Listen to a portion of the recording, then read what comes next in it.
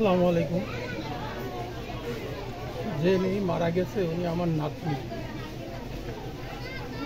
উনি 20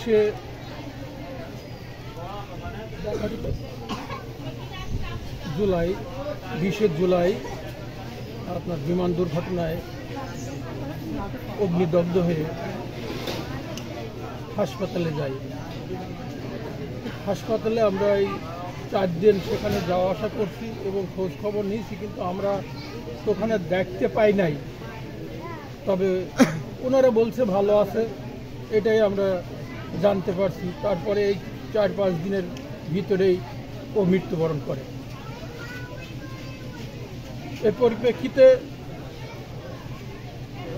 ওনার আব্বাও 5 বছর আগে মারা গেছে। উনিও ওই আইসিসিতে ছিল। উনি 19 দিন মারা যাওয়ার পর দেশে ফিরে নিয়ে এসে 8 দিন পরে দফন করা হয়।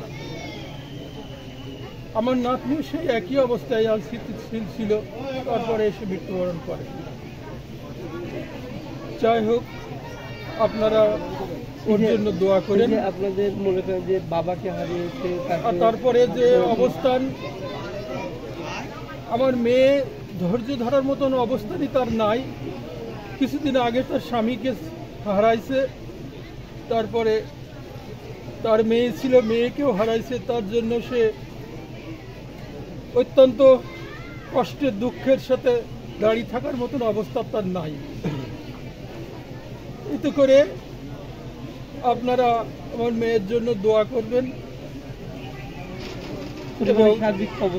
সার্বিক অবস্থা তার স্বামী যা রেখেছে তাই চলাফেরা করছে, তাই উপরে নির্ভর করে সংসার চলছে।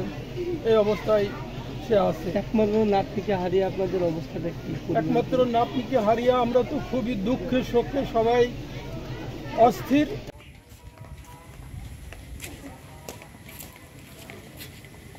আল্লাহু আকবার। ইমাম সাহেব ক্লোজ ধরে। আল্লাহু আকবার। কারণ ভাই